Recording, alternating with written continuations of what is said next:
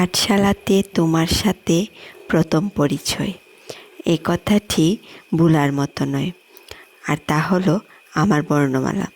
মনে পড়ে যায় পুরনো স্মৃতিগুলো। বিদ্যালয়ের আঙিনায় কত না রঙিন স্মৃতি জড়িয়ে আছে।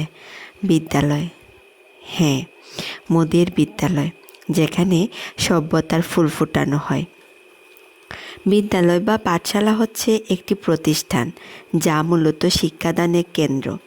এখানে শিক্ষকের তত্ত্বাবধানে শিক্ষার্থী পাঠ্যপুস্তকের মাধ্যমে জ্ঞান লাভ করে থাকে।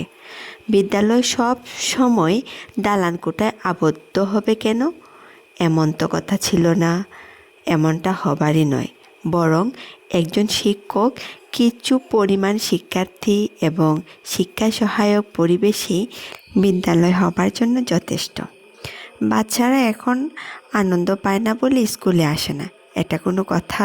তারা স্কুলে আসবে, খেলা করবে, আনন্দ করবে, এনজয় করবে, এটাই তো হওয়ার স্বাভাবিক, তাই নয় কি? এক বৃদ্ধ শিক্ষক সেদিন স্কুলে এলেন পড়াবার জন্য। আচ্ছা লেখো তো, একক করে ডাকাত। কেউ লিখতে পারল না। তিনি ডাকে একটু কাত করে লিখে বললেন, এই হলো ডাকাত। সবাই হেসে হেসে কুটি কুটি। এই দৃশ্যটা কিন্তু চোখে পড়ার মতো, অপূর্ব সেই দৃশ্য। আচ্ছা এইবার বলো তো কীভাবে একক করে কাতলা লিখবে? সবাই আবারও অবাক।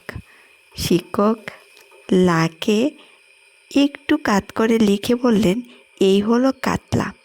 শিশুরা হাসছে তো হাসছে, আহা কি অপূর্ব দৃশ্য। তারপর তিনি কালিকে মুছে দিয়ে বললেন, বলো তো এবার কি লিখলাম? সবাই আবারও অবাক।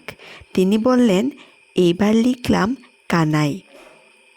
শিশুদের হাসির রোল উঠল। আহা কি অপূর্ব দৃশ্য। এবার তিনি ছাত্রদের বললেন, বলো তো আমি কেমন পড়ালাম? ছোট্ট একটা শিশু দাঁড়িয়ে বলল, আপনি আমাদের আজ কিছুই পড়াননি। কিছুই পড়াইনি? কি বলো? তিনি একটু অবাক হয়েই বললেন। এবার শিশুটি বোর্ডে গিয়ে একটা সূর্য আঁকল।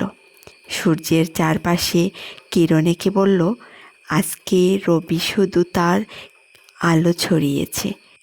আপনারা নিশ্চয়ই এতক্ষণে বুঝে গেছেন আমি কোন স্কুলের কথা বলছি। হ্যাঁ, ঠিক ধরেছেন, এই স্কুলটি হলো শান্তিনিকেতন। শিক্ষকটিকে জানেন নিশ্চয়ই। তিনি আর কেউ নন, তিনি হলেন আমাদের বিশ্বকবি রবীন্দ্রনাথ ঠাকুর।